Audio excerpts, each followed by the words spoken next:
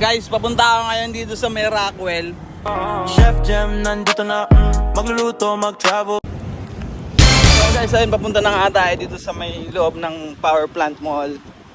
At ayun, maghahanap tayo ng food trip. Hanap tayo ng mga masarap na restaurant dito. Syempre, Matic, meron dito mga masarap na restaurant. Kaya tara.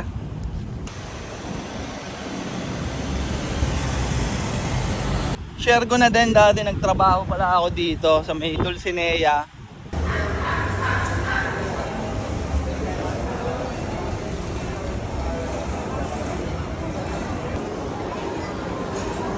Ramen 268, 328. Sir, tignan ko yung menu ah. Anong kusin to, sir? Mediterranean. Sige, ito lang.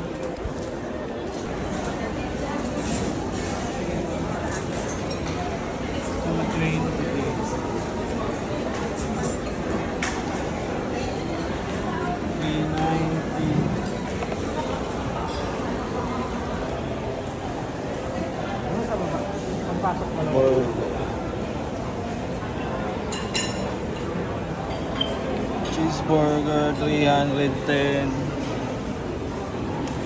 The OG 275. Sige. Break tayo guys. Hanap pa tayo. Baka may makita pa tayo rito. Japanese. Tingnan ko po yung menu ah.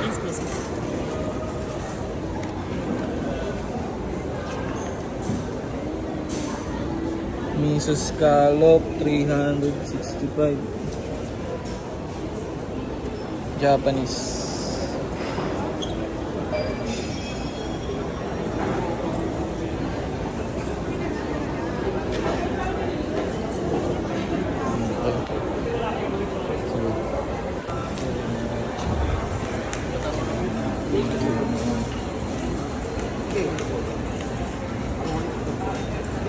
Sandwich.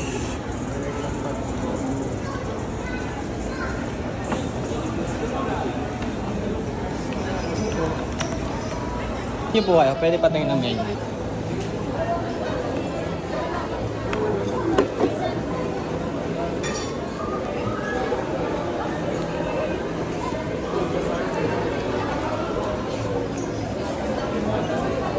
Sushi 695 sushi, 8 pieces 580.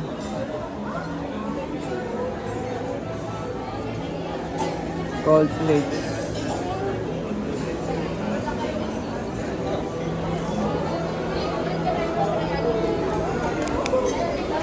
Actually guys, kung ikukumpara mo yung mga presyuhan doon sa pinanggalingan ko sa Dubai, hindi naman kamahalan. Mas mahal pa rin doon pag magko-convert ka. Pero ngayon kasi hindi na ako nagko-convert eh. Nag-for good na ako eh. Kasi dati guys, yung nagbabakasyon lang ako dito, yung mga presyo ng pagkain dito, kahit yung sabihin na natin yung mahal na restaurant dito, pag ikukumpara mo yung presyuhan doon, hindi naman siya ganun din kamahal. Yung for example, yung ramen lang sa Dubai, yung pinaka proper na ramen doon, siguro pag pinalit dito nasa 900 pesos or doon naman 60 dirhams, mga ganun. So mas mahal pa rin doon.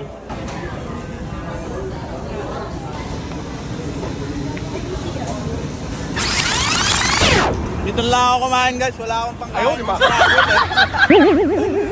Kung merong window shopping, meron ding window food trip.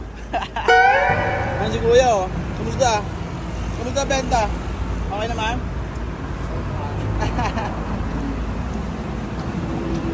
Ito yung spot ni kuya.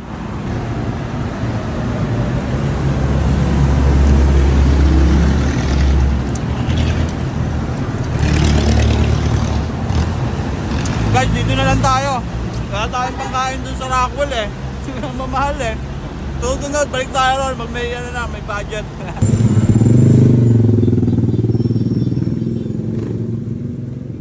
Bumili na lang tayo ng Skyflex sa tubig dito sa may labas sa Rockwell. Pumuna tayo guys.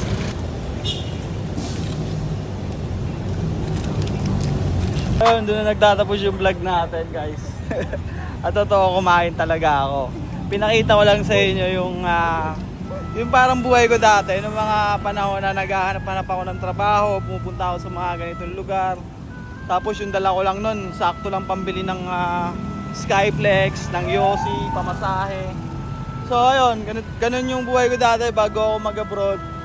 Pag pumupunta ako sa mga ganitong lugar, pero ang pakay ko talaga noon is mag-apply, magpasok-pasok ng CV. Tapos ayun, sumisilip-silip din ako sa mga menu ng mga restaurant.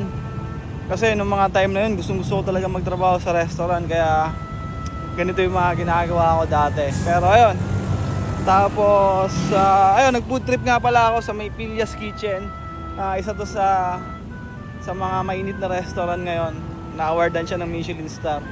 And ayun guys, pinakita ko lang talaga sa inyo yung dating mga hustling natin. At ayun, dyan na nagtatapos yung vlog natin guys. Maraming salamat sa panonood at suporta sa inyo. Peace!